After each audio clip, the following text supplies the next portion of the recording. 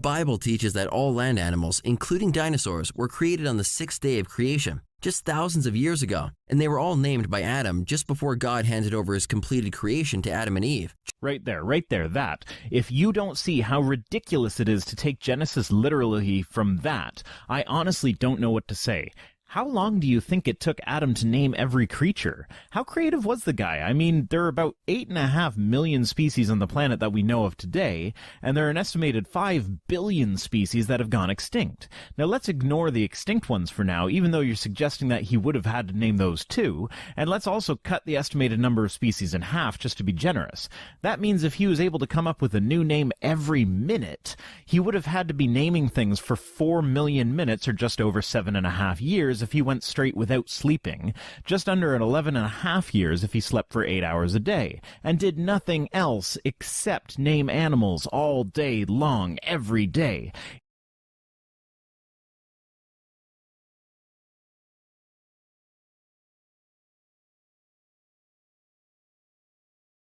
If that isn't completely ridiculous to you, then no wonder you can accept things like Noah's Ark and talking snakes.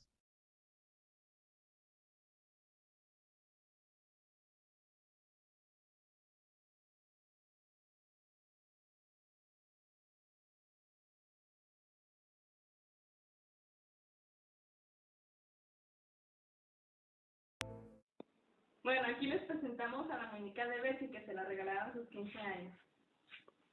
Ay, no manches, mira.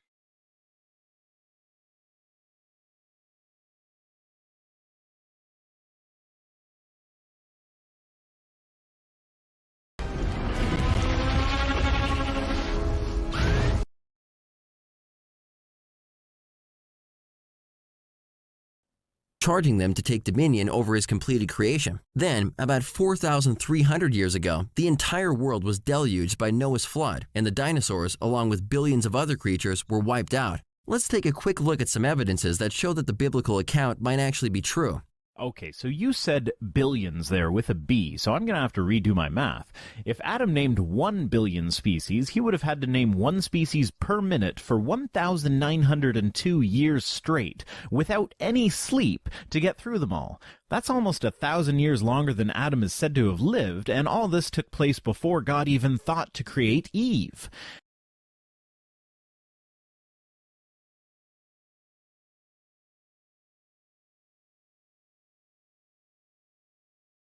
And all that aside, why are there only 80 dinosaur kinds on the Ark? Why not any of the other ones?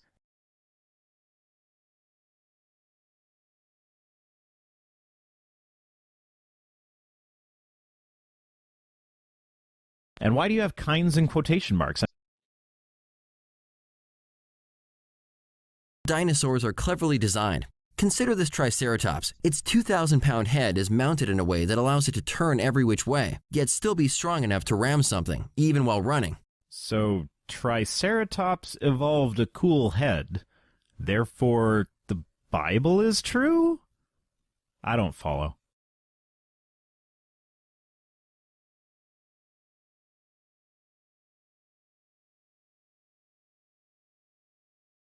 Next, there's the absence of dinosaur ancestors and transitions. Even the Chicago Field Museum sign admits there have been 0 transitions between dinosaur kinds.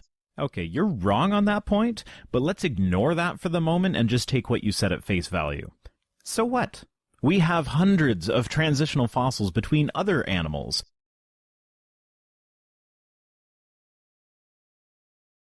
It is perfectly understandable that we would be missing a lot of creatures from 65 to 230 million years ago. That's a long time.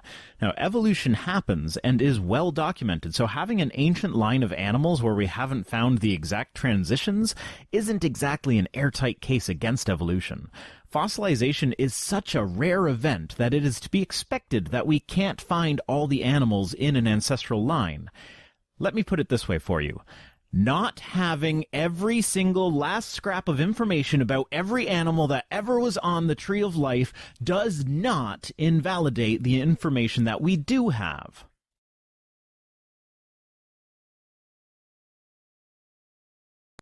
It shows question marks regarding where they came from. It's almost like someone just put each basic kind on Earth right at the same time.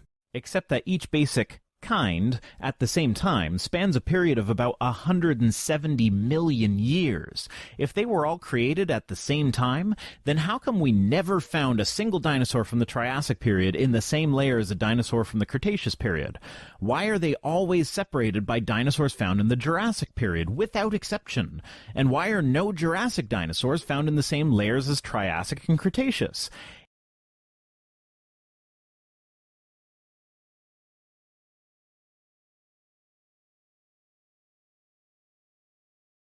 There are even dinosaur design features that show they lived in the ideal pre-flood world. Sauropods can exceed 200,000 pounds, yet they have tiny nostrils for breathing. Pterodactyls may have been too heavy to fly in today's atmosphere. Same with huge pre-flood dragonflies. It is well documented that in the Paleozoic era, Earth's atmosphere contained approximately 50% more oxygen than it does today, and this is what allowed for these massive dragonfly-like bugs. The Apatosaurus, on the other hand, lived in the late Jurassic period, and the way it coped is it's thought that it had an avian-style respiratory system which would allow for it to breathe with its long neck and huge mass. Now, there is some debate about this, but really it doesn't matter. Clearly, the animal existed, and according to all the evidence, it existed in the late Jurassic, 145 to 164 million years ago. The giant dragonfly, according to all the evidence, existed in the Paleozoic era, which ended about 252 million years ago. Meaning, assuming the latest possible date for the dragonfly and the earliest possible date for the Apatosaurus, they lived 107 million years apart. You're saying that a lack of understanding of the Apatosaurus respiratory system is enough to throw out all of the other evidence demonstrating how far from each other and how far from us these two creatures lived? That's ridiculous.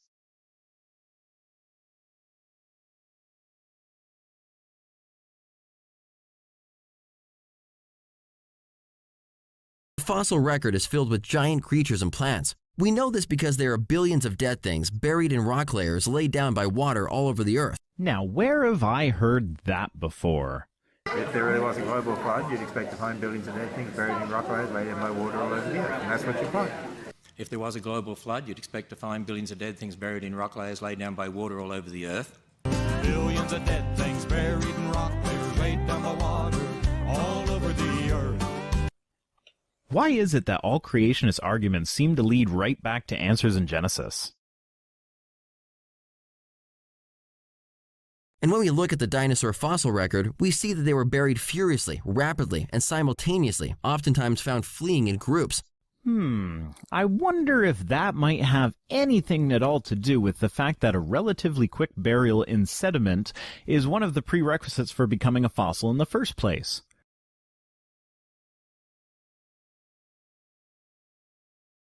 You know, that's kind of like wondering why everyone accepted into Harvard had high grades and then claiming it must be that all applicants to Harvard must have had high grades because everyone accepted in has them. Floods happen, and it doesn't have to be a global flood to result in herds of animals running away from it and for other animals to be buried in unrelated flood deposits. Creationists have this tendency to see the word flood and jump on it as if the only possible explanation is a worldwide flood.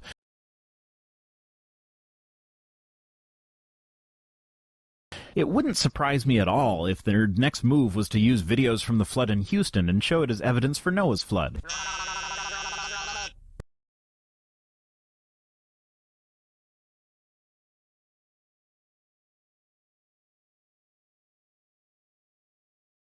There are hundreds of dinosaur bone beds all over the world, including the U.S., where the Morrison Formation covers 13 states and 700,000 square miles. Thousands of torn-apart dinosaurs are buried here in hundreds of mass graves, with many found in the classic death pose with their necks arched back, choking as they died.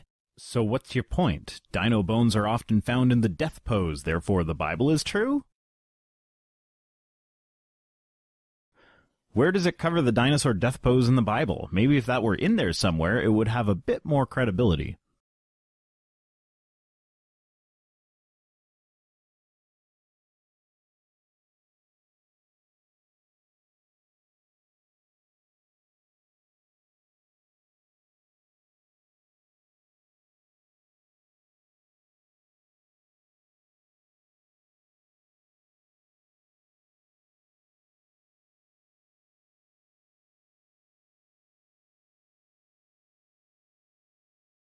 Scientists have been discovering soft tissue in dinosaur bones. They describe blood cells, blood vessels, connective tissue, and even collagen, which has a maximum shelf life of about 900,000 years at 40 degrees.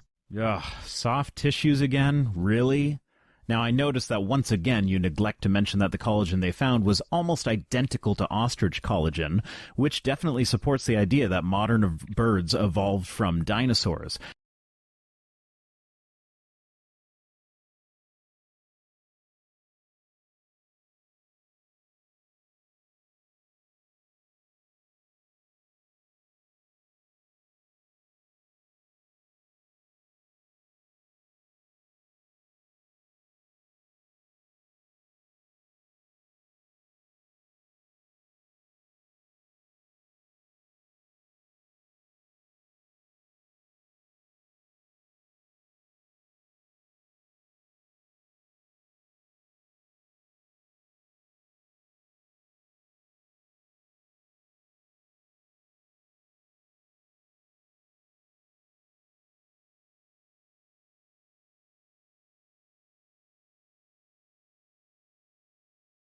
Hey, dude, you missed a spot. I got it. Just a little... Majungatholus. Actually, dude, it's... Margingosaurus. That's what I said. Majungatholus. Dude, that would be... Margingosaurus.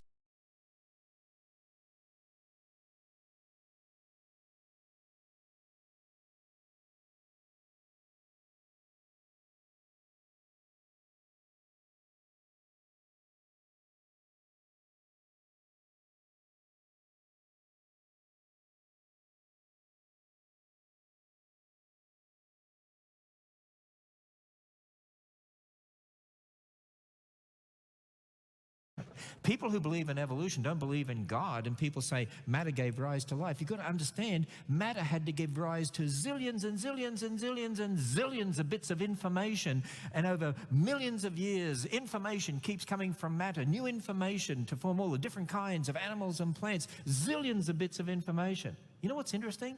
We've never seen matter produce one bit of brand new information that never previously existed, not even one bit. An information scientist, Dr. Werner Gitt, wrote a book called In the Beginning Was Information. He's from Germany. And he makes these statements in that book. There is no known natural law through which matter can give rise to information.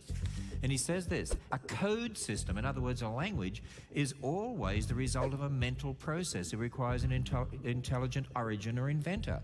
DNA is a language system and an information system. It could not have come about from matter on its own. It's absolutely impossible. And this time, instead of asking you for your support on Patreon, I would suggest that you donate anything that you can to a disaster relief charity. I'll link a card to the All Hands Volunteers donate page. They have a 4-star rating from Charity Navigator, and they are working in the Virgin Islands, which look like they need help more than anyone else at the moment. But I'll also leave some additional links in the description below. And also, I will be donating all of my patron pledges from this video to All Hands myself. So please donate, and I'll see you next time.